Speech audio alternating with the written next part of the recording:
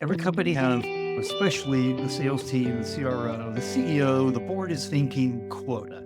Right? You go to the board meeting, they're like, how are we doing against quota this quarter? How is next quarter looking? So there is a very intense focus on quota attainment. Nobody's tracking those KPIs in quality quota attainment. So there's this idea of we have to expand sales.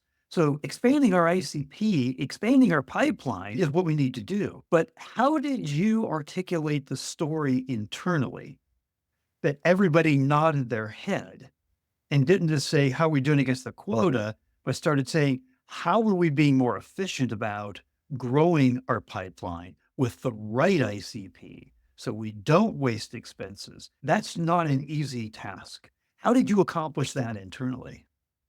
It is a complicated conversation, and I think that it really has to start with a strong alignment with your sellers. I know it's right now a conversation that it's always marketing and sales alignment, and we all do marketing and sales alignment, but I think it's really taking it beyond that, especially when you're working in companies that are very enterprise driven. It's a little bit different if you're in PLG, if you're much more, performance marketing, but especially when you're talking about those larger organizations with the larger deals, you really have to be in the trenches with your sellers. From a marketing team, I always say we are in accountability, ownership, and sales empowerment. And it really means that you have to be in the trenches with your sellers.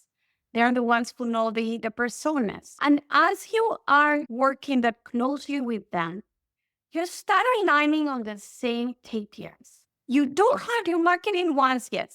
My very early KPIs, of course, if I'm doing an event, how many people get registered, all those sort of activities. If we have a website, the PPC, your name. There's a lot of the early marketing KPIs that absolutely, they're super, super important.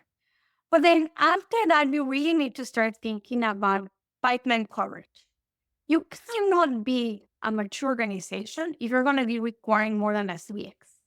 If you have to get into the 5x and the 6s and the 7x's, there it's a lot of more that it's going to cost a lot of money for relatively smaller results. So every time that we do these kind of projects are a little bit more revolutionary on how we do things, we align with our sellers, but not just as a conversation, but we start looking into win rates. After we finished the pilot that I was mentioning to you, we were also to increase the win rate, increase the deal size.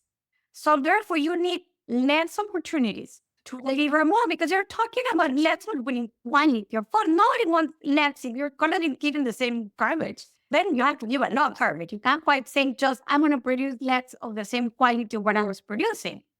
I'm going to increase the quality so much more that your sellers are going to be able to concentrate in the good quality ones so that we can close them at a higher win rate, higher average deal size. And then you start being able to really have that change in management. So people start looking forward to see what marketing is selling to the sales side.